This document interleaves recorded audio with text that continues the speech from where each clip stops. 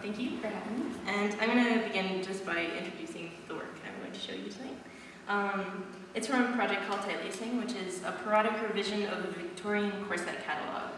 By reworking original corset advertisements into constraint-based poems and visually based poems, these pieces explore how language restricts and defines women.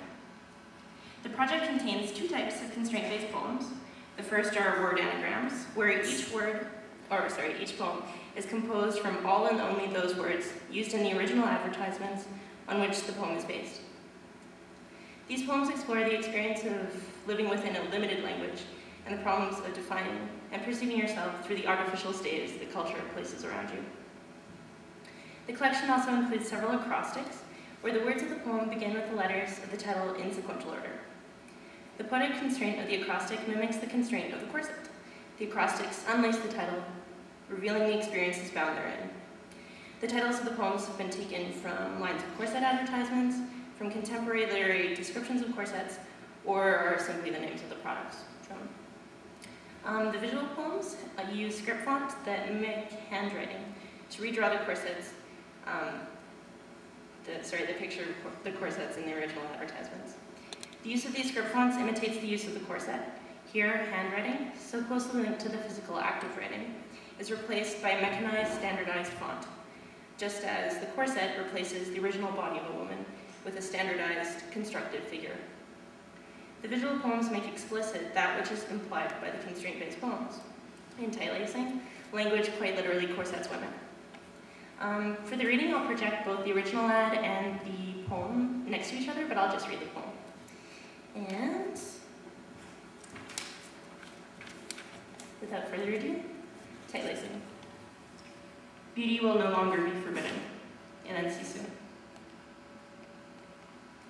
Book about corsets.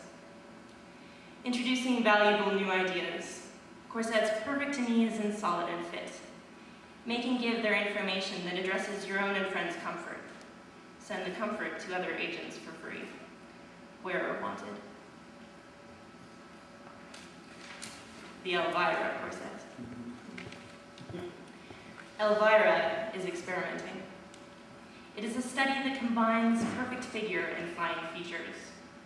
The patient woman will improve tight lacing and be most high. Years worn heavy without result, women conceited bones that to them want. The ever-important corsets, uncomfortable and injurious, though moderate priced. What is there to close that measure of grace with its credit of couture? The corset is very or extra satisfactory, and the corset is full of comfort, and the corset is an aid. Among these three, only one has 9/10 of it. Give it back today, bust every other.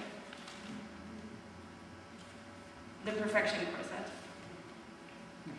With the very best materials of desiring, the ladies of Tampico constructed the perfect corset. The corset made Dr. Warner's health perfect. This corset size of flexibone and hip of bust combines back. Its name implies that everything can be ornamented as the corset is. Most will be highly delighted, thus the corset is making the best of it. Madame Griswold's patent skirt supporting corsets. You try artistic figures and will continue to do them well. The graceful symmetry of a horseshoe. All this style business. To be our favorite lady, always breaking territory. To be Madame Griswold's exclusive wish, profitable on any terms. Madame Griswold put to all her agents orders to corset ladies everywhere. Canvassers wanted hips filed and the corsets dressed entirely. Agents promptly ensure to prevent comfort. Dressmakers make circulars at springs and send for the adapted pattern by mail. Corsets can be made permanent.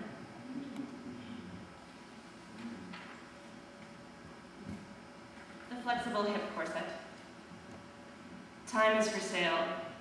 The season of strain becomes the analogy of ease. A human weakness constructed the lady. Like every popular lie, this arrangement secures the impossible.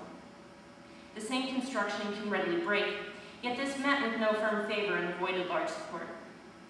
The requisite strength yields other movement, gives a single perfect fitting, and has it introduced by corsets. So the ribs over the bones, across at the side of the bones, passing over the body, down at the hips, around the hips of the body, down at the hip. So this corset had in it a corset, so great in that greatest point that it is flexible, so flexible to a point that it is greatest. So as to corset that corset, so comfortably severe ever after, with the body in this corset.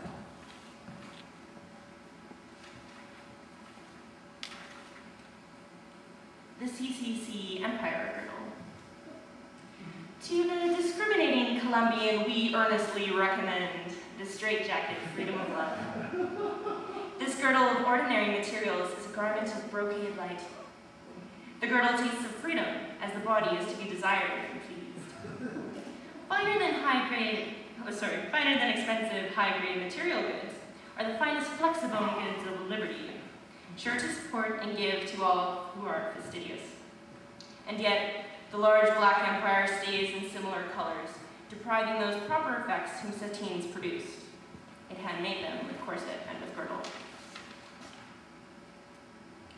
Vios corsets. Corsets curve ladies the way spring holds a month, there being no perfect form without pressure. Send for the full-busted chest next the long-waisted to show on any circular, as these cut natural padding for the padding of a corset. No corset will give in.